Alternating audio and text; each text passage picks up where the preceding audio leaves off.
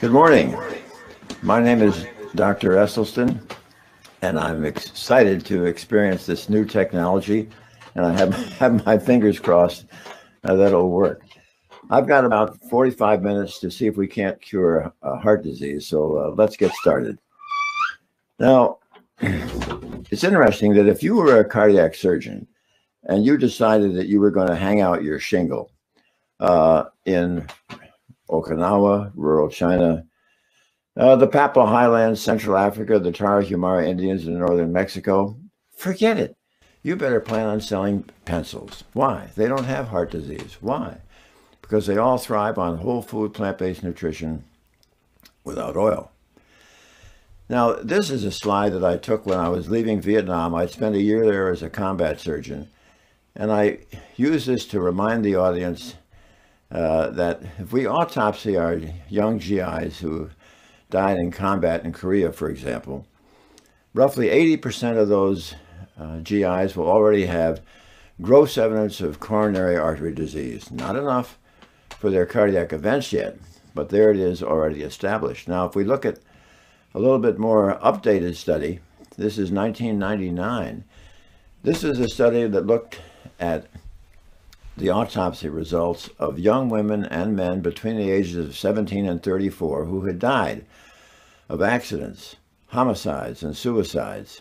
And lo and behold, now the disease is ubiquitous. Not enough for their cardiac events yet, but here this disease is already established. So it's no great surprise as we keep eating the same way that by our 40s and 50s we now have this absolute epidemic of cardiovascular disease, which is the leading killer of women and men in Western civilization. Now here's where we kind of blew it because we had a chance to get it absolutely right. World War II.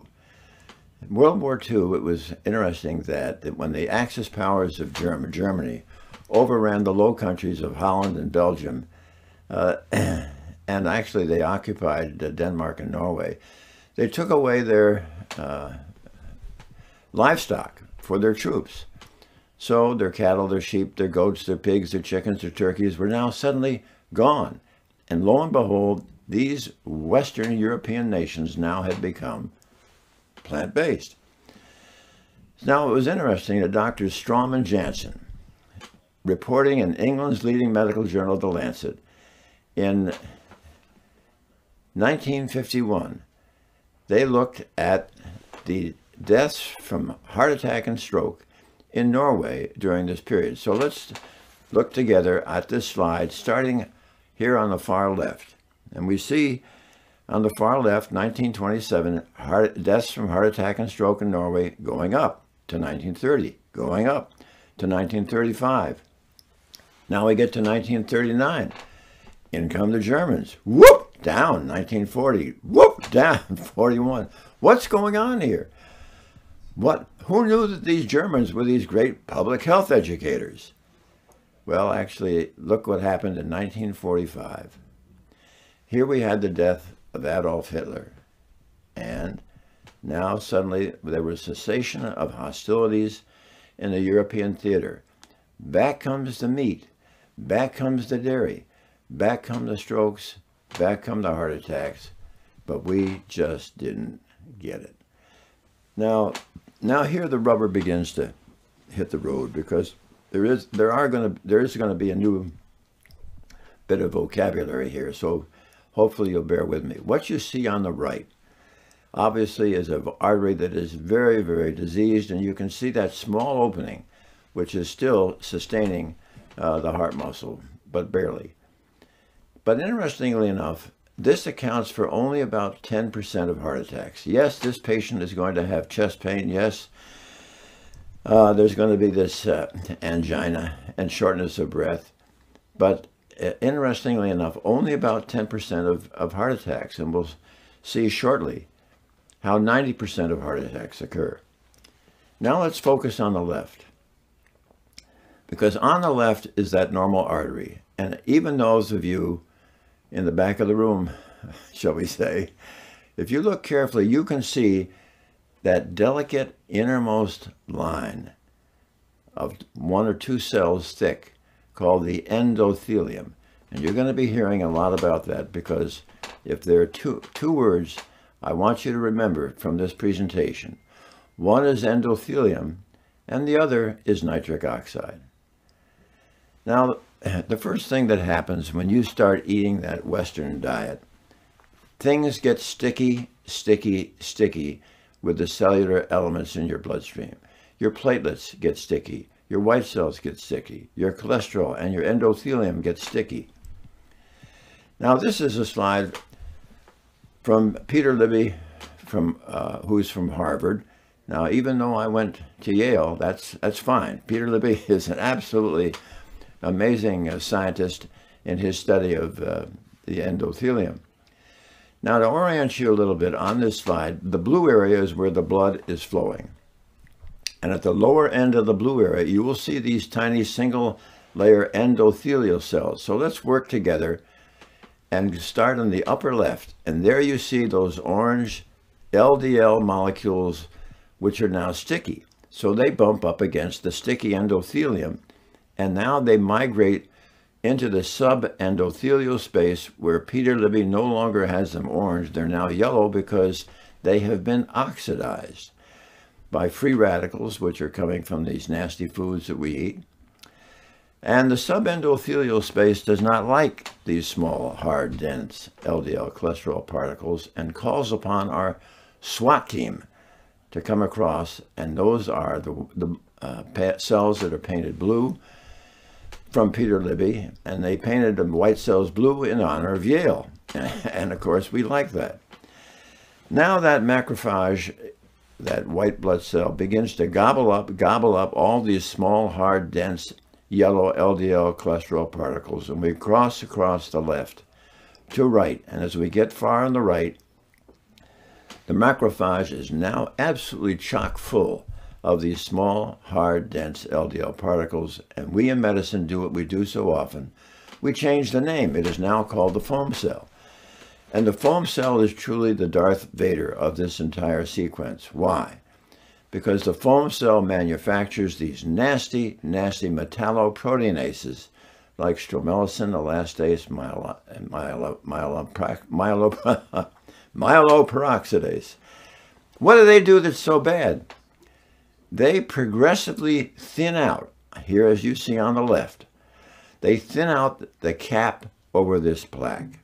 And as the cap gets thinner and thinner and thinner, the sheer force of blood ruptures this cap over the plaque.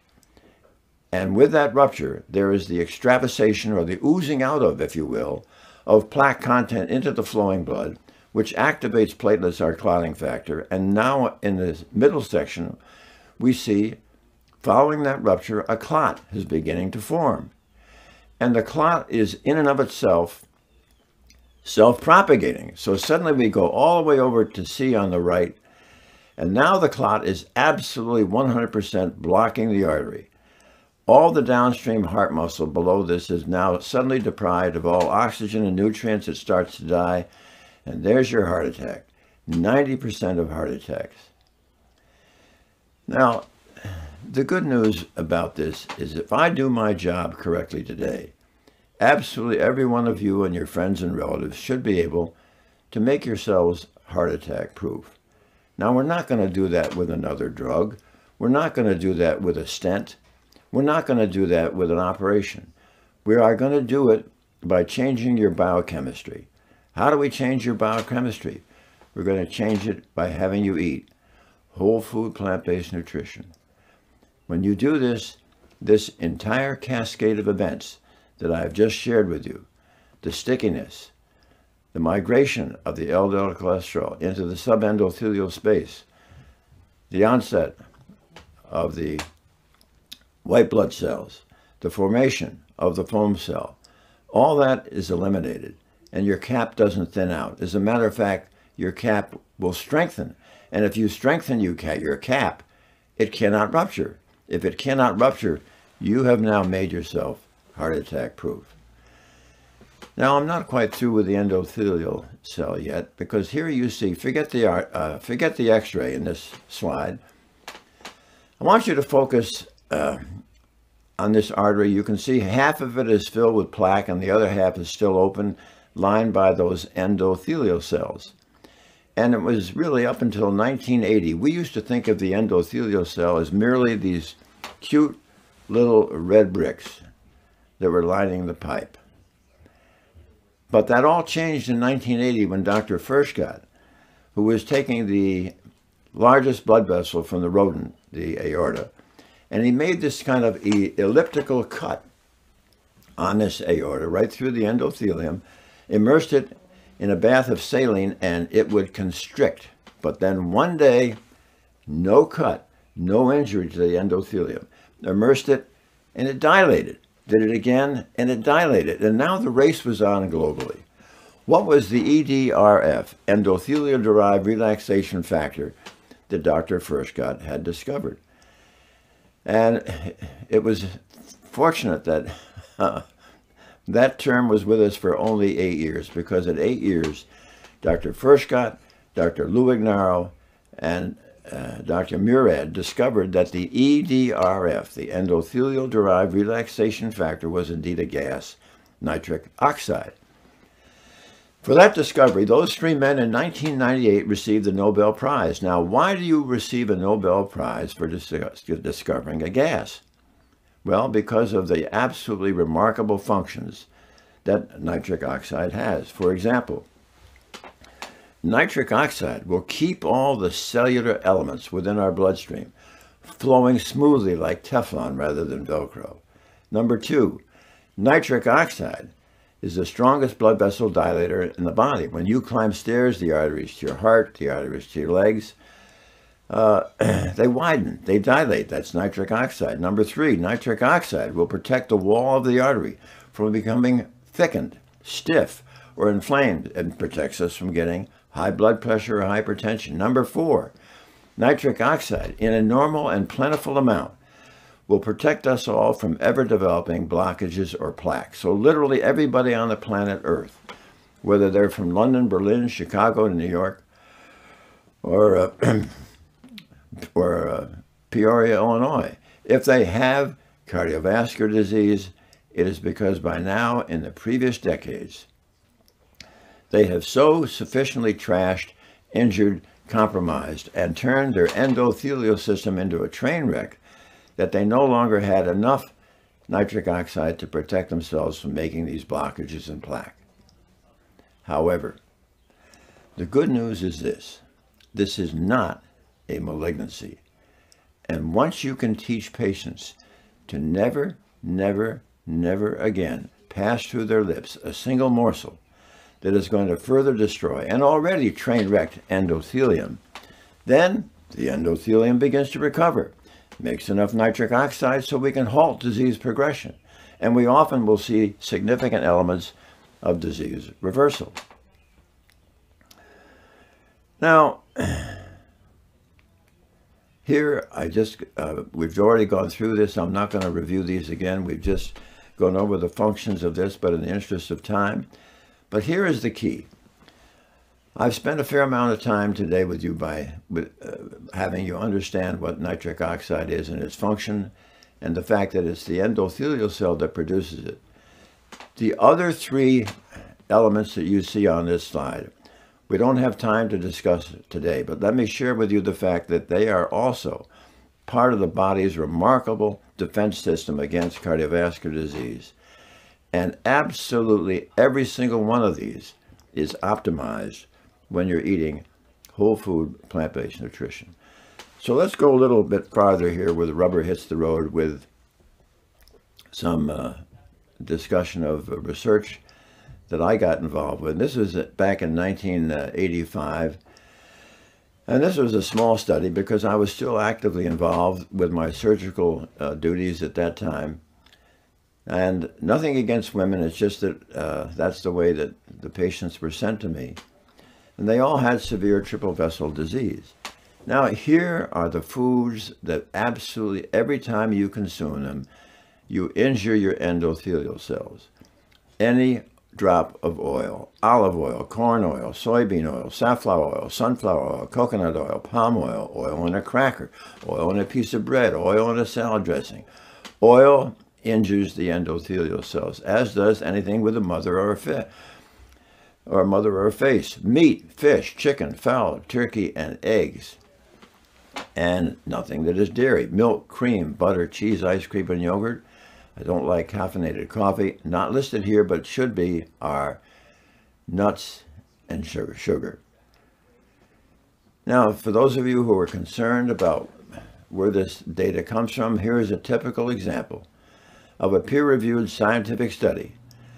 Olive, soybean, and palm oil intake have a similar acute detrimental effect over the endothelial function in healthy young subjects. Now here's some interesting research of an example of why meat and animal protein is so bad. This is the work of Stan Hazen at the Cleveland Clinic. And Stan was looking at the molecules of lecithin and carnitine which are contained in those animal products that you see there. So someone who eats these products, who is an omnivore, he found out that they contain in their microbiome, that is to say their intestinal bacteria of an omnivore, when they metabolize lecithin and carnitine, they produce a molecule called TMA, trimethylamine. And your body rapidly converts the trimethylamine to trimethylamine oxide. Now, what is so bad about trimethylamine oxide? It injures your blood vessels. Here's the schematic. We start on the left. There you see the lecithin and carnitine metabolized by your gut bacteria, TMO, and now we have vascular injury. Now you're probably wondering, what am I doing with this slide in this discussion? Because this is the one slide that has nothing to do with cardiovascular disease. It's about cancer. But I can't resist mentioning it because it was such a moment, I think, of significance in medical history. October of 2015, the WHO, the World Health Organization, imagine this, representatives from every culture throughout the planet were in agreement that now red meat would have the same level of carcinogenicity as smoking cigarettes. All right, back to cardiovascular disease. So what are these patients going to eat? They're going to eat all these marvelous whole grains for their cereal, bread, pasta, rolls, and bagels. And 101 different types of legumes, lentils, and beans, all these marvelous red, yellow, and green leafy vegetables, and some fruit. Now, there's something I think we ought to mention here, and that is that just in the last 8.5, 9 years, we have added something that's not on this slide, and that is, if patients who with heart disease could look inside the artery, they could see that that artery is an absolute cauldron of oxidative inflammation. So, we need antioxidants, but no, do not go down to the health store and buy a jug of pills that says antioxidant, because it doesn't work and it's going to be harmful. I need you to get your antioxidants from food. Fair enough. What food? Food that is high in what we call ORAC value, O-R-A-C, oxygen radical absorptive capacity. So this means that if you're having raspberries, blueberries, strawberries, and blackberries on your morning oat cereal, that's a terrific start. However, nothing can trump the antioxidant value of green leafy vegetables. So I need you to chew. I need you to chew, not smoothies, not juicing. I need you to chew, if you're a heart patient, a green leafy vegetable 6 times a day, roughly the size of 3/4 of your fist, after it has first been boiled in water, 5.5 to 6 minutes, so it's now nice and tender. Then you must anoint it with several drops of a delightful rice or balsamic vinegar. Why? Because the acetic acid has been shown to restore the nitric oxide synthase enzyme contained within the endothelial cell that is responsible for making nitric oxide. So you're going to chew this alongside your breakfast cereal, again as a mid-morning snack, again with your luncheon sandwich, that's 3, mid-afternoon 4, dinner time 5, and of course, I adore it when you have that evening snack of kale. Number 6. Now, there's another benefit from chewing the greens. When you chew the greens, You restore the capacity of your bone marrow to once again make more endothelial progenitor cells. What do? The endothelial progenitor cells replace your senescent, injured, worn-out endothelial cells. And finally, number 3, the third benefit from eating the green leafy vegetables, and this is key. When you are eating a green leafy vegetable, you are eating a nitrate. As you are chewing that nitrate, it is going to mix with the facultative anaerobic bacteria that reside in the crypts and grooves of your tongue.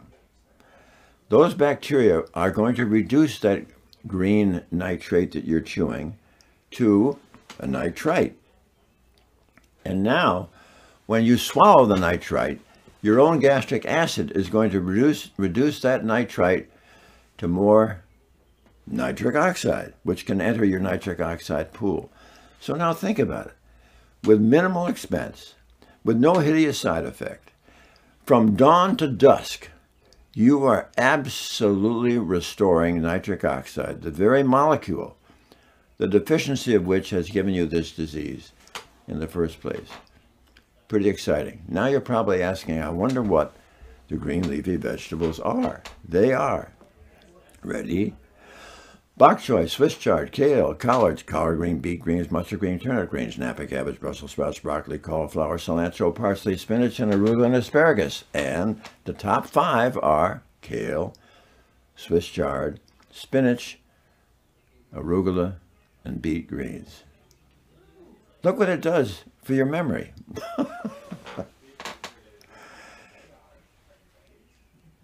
No oil. Just a little time for humor. All right. Now let's look at some angiograms to sort of see about this business of disease reversal. These angiograms were all reviewed in the Cleveland Clinic Angiography Core Laboratory in triplicate by senior technicians that do this all day long for national medical trials. So when I give you a percentage of reversal, I know it's correct. This first one is a 67-year-old retired pediatrician. The left anterior descending coronary artery. The arrow on the left, you can see, and then on the right, you can see there has been a 10% improvement. This is about as small an improvement as a naked eye can see. However, easier to see, in this circumflex artery, in a 68-year-old factory worker, and it was described from the left to the right as a 20% improvement.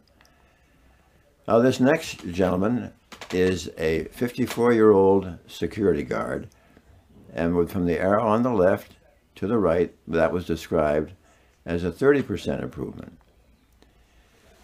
Now this gentleman is Joe Crowe, who was a surgical colleague of mine. At age 44 in 1996, he began to get chest pain. His cholesterol was 156.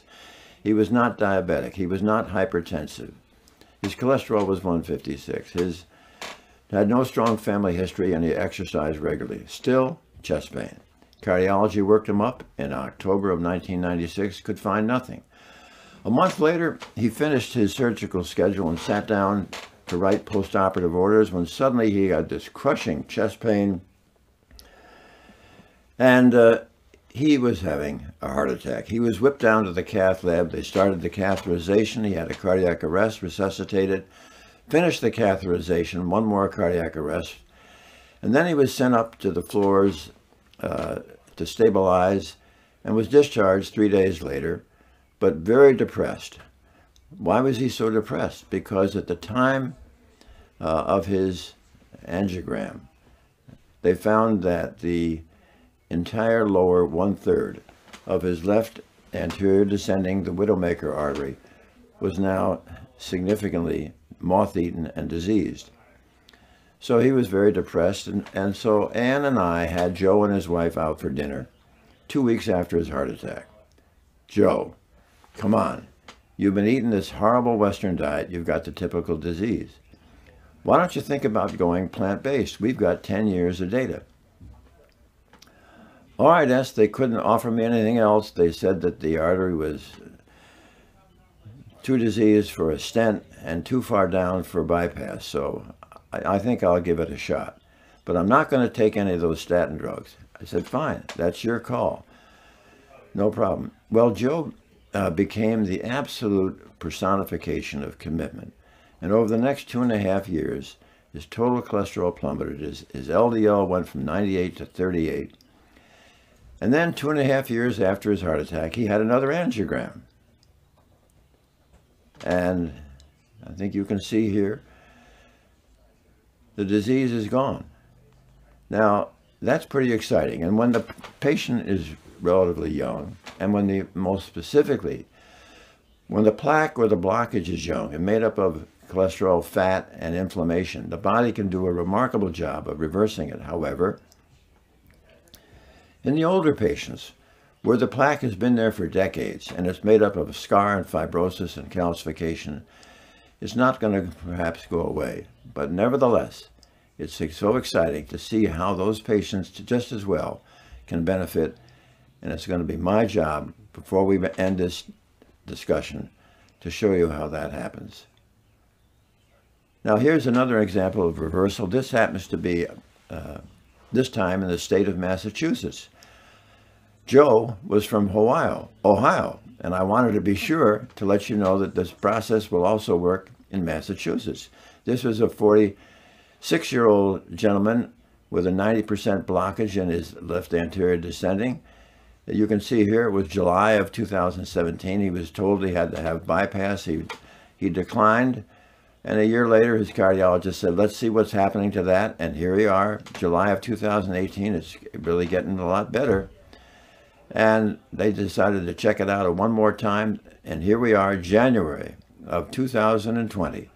It's absolutely gone. So it works in Massachusetts. Kind of fun. Now, for this study, I had wanted to know, in these patients, that is the 18 patients who stuck with us through this 12-year study, I wanted to know, in the 8 years prior to coming into our study, how many coronary events of worsening disease under expert cardiovascular care had occurred in these 18 patients. And you can see here, it was 49 events described as you see categorized here. But once they came into our program, these same 18 patients, after 12 years, 17 had no further events. Yes, we had one little sheep, after 6 years, wandered from the flock, got into the French fries, glazed donuts, and lamb chops, had angina, and had to have the bypass, but he's now back with the flock. But he proves the point that I'm trying to share with you today. Now, as exciting as I was to see these kinds of results in the early 1990s, not everybody in the cardiovascular community was excited about this, and they complained that the study was small, it wasn't prospective, it wasn't randomized. And so we did another study that was reported in July of 2014 in the Journal of Family Practice. This time we looked at 200 patients. 177 of those were compliant over close to 4 years. And it was interesting that, to me, what was so exciting was that meant that 89.3%, or close to 90% of patients would agree with what we were doing. Now, why did we have a success rate of 90%? Because most physicians say that they can't get patients to change or eat this way. I think if you're going to get patients to do a lifestyle change, you have to show the patient respect. And our program is a single-day program with 6 hours. In those 6 hours, patients are going to learn all about how they have created their disease and precisely how we are going to empower them as the locus of control. They receive a very hefty notebook in addition to 2 books on heart disease. And every one of these patients will have an opportunity to speak with me 2 weeks before they come to our seminar. Because I'm old-fashioned enough that when my secretary gives me a list of who's coming with their phone numbers, I really want to get my arms around their story, and at the same time provide them with an opportunity to ask questions of me, so that coming to the seminar, we have a strong platform from which we can all move forward. Because if you're going to try to get a patient to make a lifestyle change in a 12 or 15-minute office visit without the spouse, boy, you've been smoking something. That's just not going to happen. So here we are again, the 89.3% who were compliant. But what about the events that occurred? In the patients who were adherent, there was one small stroke in a patient who misbehaved while he was in China. So literally 99.4% had no further events. The non-adherent patients, 62% had events. So I wanted to compare our results with some of the well-known cardiovascular studies out there. And if we start here looking at the box on the right, this is the Mediterranean diet with the Lyon Diet Heart Study that after 4 years, 25% of those patients had had a recurrent either heart attack, stroke, or death. The next box at 20.4% is Columbia Presbyterian Hospital in New York City, the natural history of coronary disease at the end of 4 years, 20%. In the next box, 19%, that's Bill Bowden's Courage study. And then farthest on the left, here we are at 0.6%. That's over a 30-fold difference. What are we doing that makes our patients survive? And I think there's no question that what happens here is this. The patients are going to learn exactly how this disease works. Because really there's been a basic covenant of trust since the days of Hippocrates that whenever possible, the caregiver will share with the patient what is the causation of their illness. But sadly today in cardiovascular medicine, that's not being done. So what do we see with this, with the diet? There is no mortality with the diet. There's no morbidity with the diet. And the benefits improve with time. And most exciting for these patients, by and large, patients who have had a heart attack are absolutely walking around with this sort of Damocles over their head, wondering when will the other shoe fall? When are they going to get their next heart attack? Nonsense. These patients are absolutely empowered with the knowledge that they are in control of the disease that was destroying their lives. Now, I want to look briefly here. On the left, what you see is a pulse volume at the ankle of a gentleman who was in our earlier group, who when he crossed the skyway to my office, he had to stop 5 times because of claudication, that is to say, pain in his right calf muscle, because he had this blocked artery in his thigh.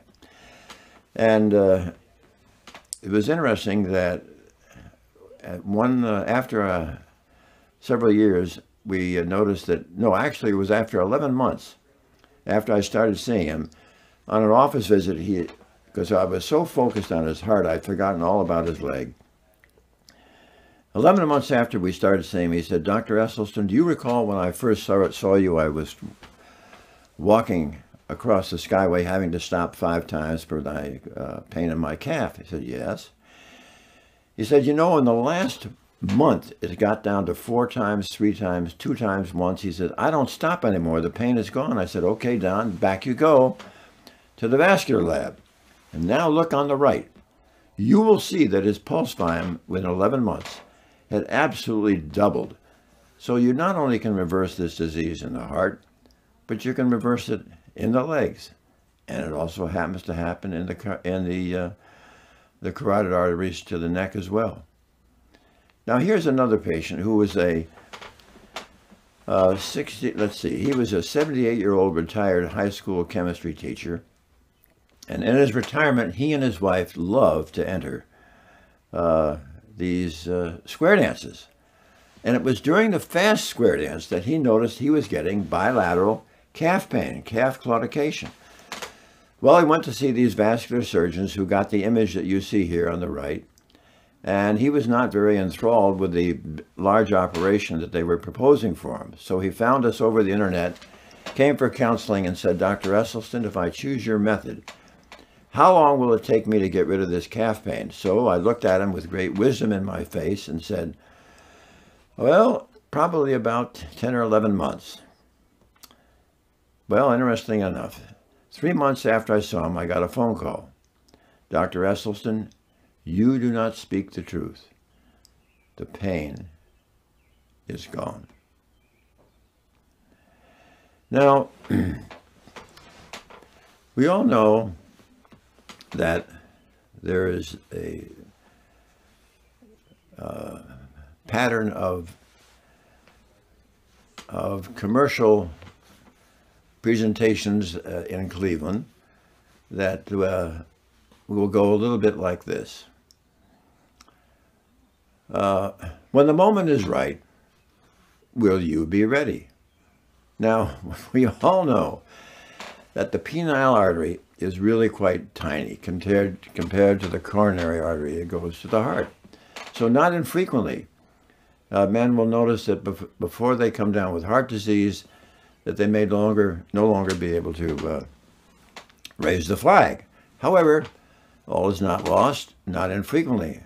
10 or 11 months after I've counseled somebody, I'll get a phone call. Dr. Esselstyn, yes, this is Mr. So-and-so. Sure enough. Yeah, I said, I really thought I ought to give you a call because recently something has come up. And I'm wondering if I don't owe you another check. All right. Now, here's my promise that we're going to talk about how these patients, where you don't get rid of the plaque, how they get back to full activity of daily living. What you're seeing here on the left is a PET rubidium dipyridamole scan, a PET scan. And if it is orange or yellow, there's good blood supply. But you can see there's one segment where it's all green, and that's a poor blood supply. Now, this gentleman happened to be a downtown Cleveland stockbroker with a cholesterol of 248.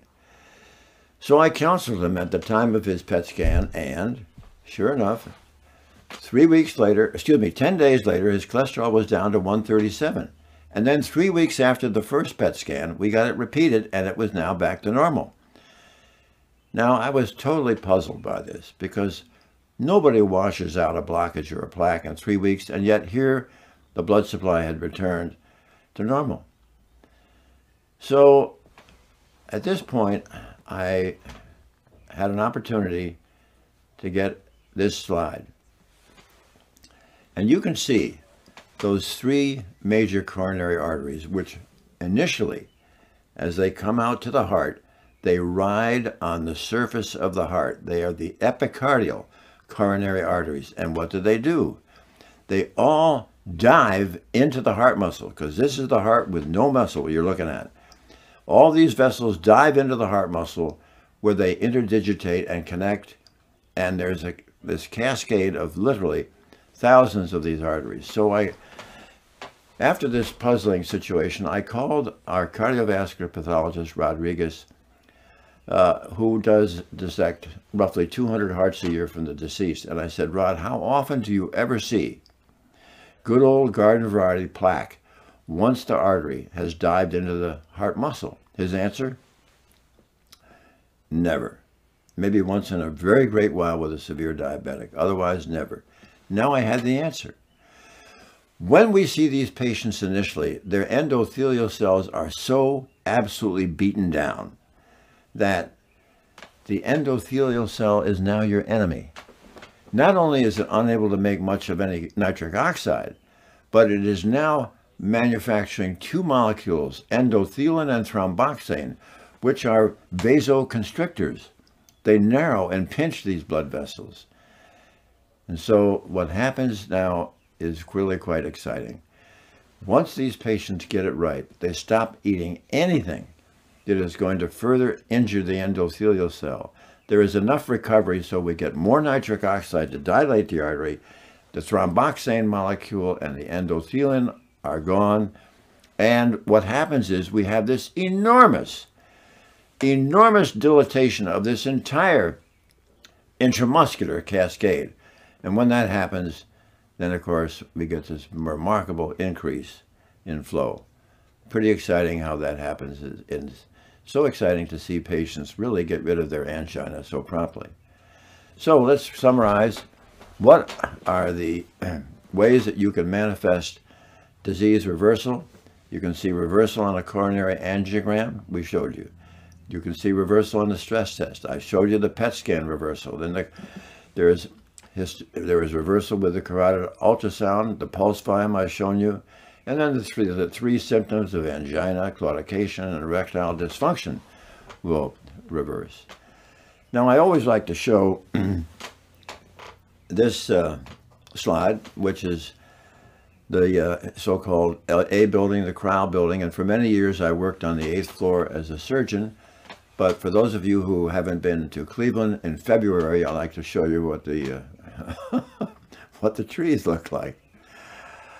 And after I retired from surgery, though, and I got so involved and so excited about the reversal of cardiovascular disease, I was hired at the Wellness Institute. And although the Wellness Institute budget is more modest, the morale really is quite high. And lastly, I always like to finish up by talking about the importance, really, of persistence. No question, brains are important, but nothing quite as important as persistence, best exemplified by this young damsel, 1939, trying to learn how to do the splits, and it is tough. But she stuck with it and stuck with it and stuck with it, and sure enough, the other day, downtown Cleveland, somebody spotted her, and she had got it right. Now, I'd simply like to wrap it up and say that it has been my honor and my privilege to share this information with you today. And I guess the reason that I stay so optimistic about medicine in general is that I really feel that we are on the absolute cusp of a seismic revolution. And the seismic revolution in health that is before us is never going to happen with the invention of a pill, another procedure, another operation. But the seismic revolution that is in front of us today is we are going to have the will and the grit and the determination really to show the public what is the lifestyle that will empower them through nutritional literacy to absolutely annihilate chronic illness. Thank you for your time.